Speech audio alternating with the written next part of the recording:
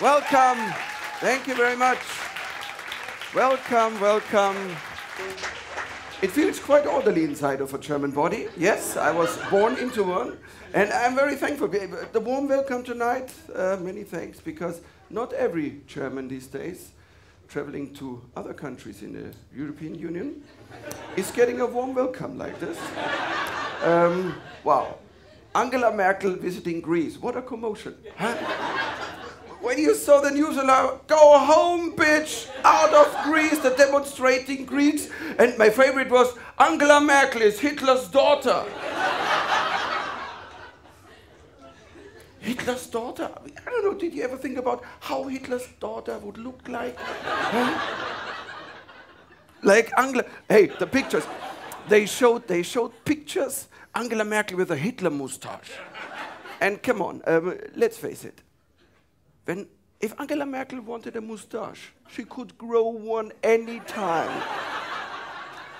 Look at her, she could grow one any time. Yes. And let me tell you this, my English friends. Beware of the day Angela Merkel stops shaving. But it was a false picture, kind of, because it's only a minority of the Greeks really demonstrating like, oh, Nazi Germans. The majority of the Greeks, they're very thankful. I meet a lot of Greeks in the last weeks, in a month, and they are coming like, oh, German, we are very thankful. Thank you very much for all what you did. You gave us so much money. What a gift. Excuse me, this was not a present. We bought Greece. You're mine now. Can you please mop up the floor? Yes. We bought Greece. And it turns out it was a lot cheaper than our traditional approaches in the 40s. Just kidding, just kidding, just kidding. I'm a German. I followed up the line like backwards to the Teutons. We're like, I'm German. Everyone was German in my family. German. And my full name is Michael Fritz Mittermeier. That's really true. Fritz. Thank you, Father. Fritz is the most fucked up German name you can have. Named after every dump-ass bad guy in a Nazi World War II movie. There was always a retarded Fritz standing in front of the fortress guarding.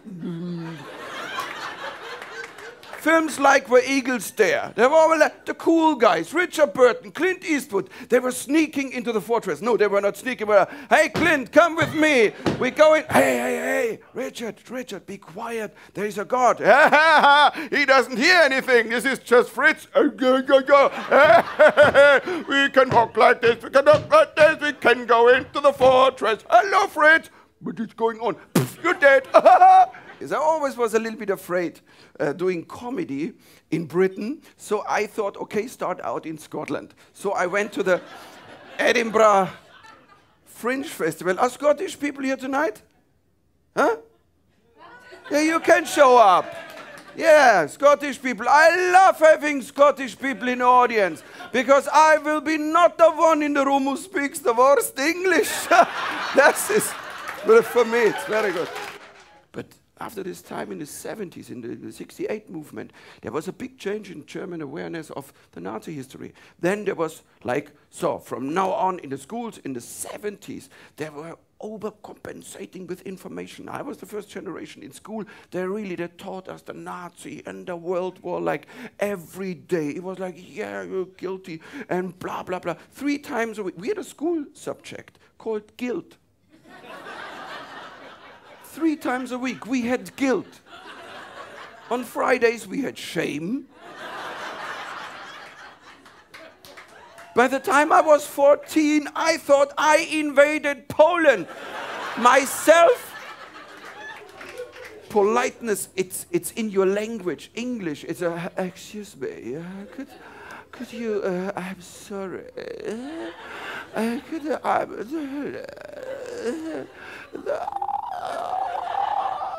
English always sounds like a heart attack in slow motion.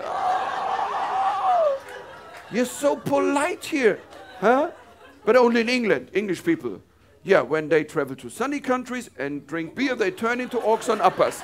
Yes, yes. Okay. Well, it's okay.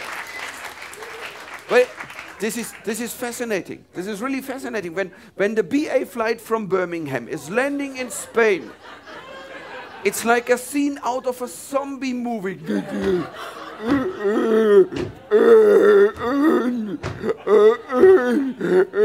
And this was just the flight crew.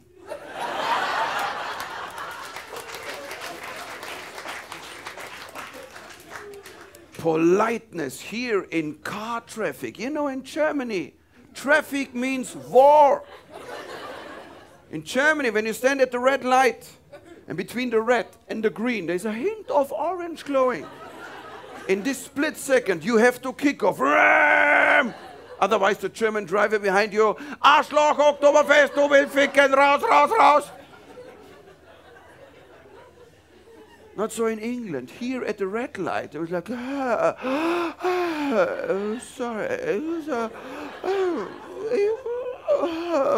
I'm just queuing.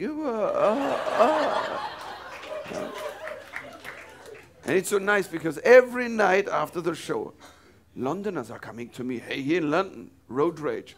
My beloved hobbits from the Shire. Huh? I'm used to drive in the German streets of Mordor. And I tell you a true story. I once was in London by car. And I was standing at the red light. I was looking at the GPS.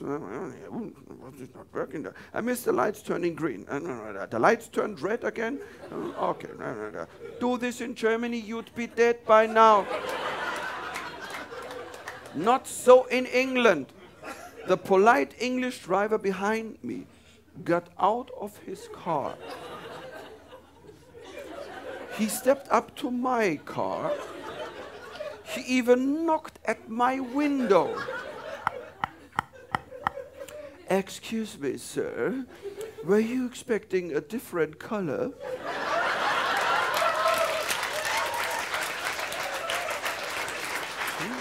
In Germany, when someone on a phone says, I come now, he's there. This is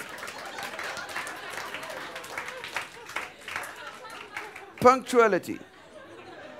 Politeness and punctuality, for my father, the most important things. He always said, son, we have German elements in our DNA. They are like, And he said, it's the 5 elements of being German.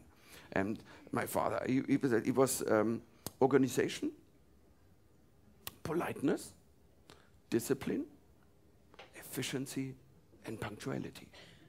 And it is the same list in sex we have. Organization. To your place or to mine. Politeness. Please. Lay down. Discipline. Be quiet. Then efficiency and punctuality together. I'm coming. Now. I lived in New York for half a year, and Americans don't know much about Germany, about anything, but especially about Germany. And a true story, in a bar in New York, an American girl, she walked up to me and she asked me the following question. Hey, you German guy, why are there so many different languages in Europe?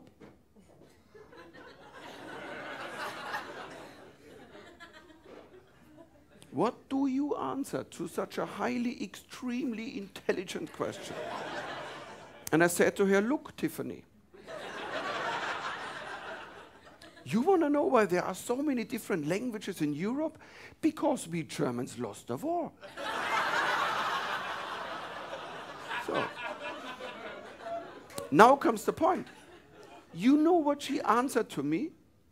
Oh, I'm so sorry for you guys. Tonight I'm going to let you in on a German secret.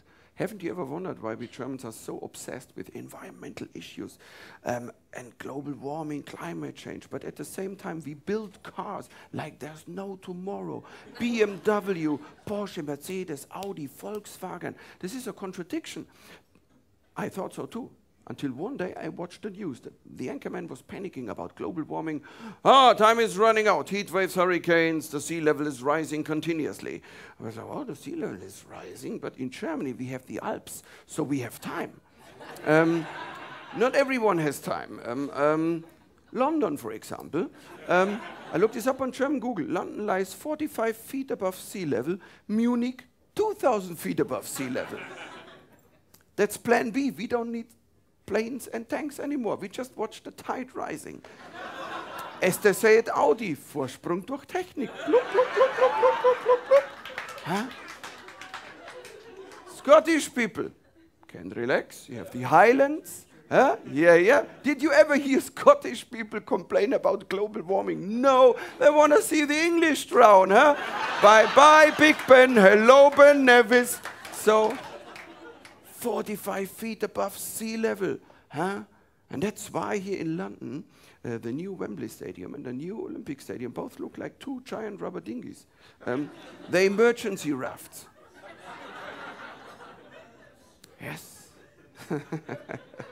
There will be a time in the near future where a lonely Wembley dinghy drift towards Scotland. Excuse us, would you have a spot of dry land left with you? Scots standing on Arthur's seat. Sorry, we're booked. I wish everybody a safe safari to wherever he goes. Thank you very much.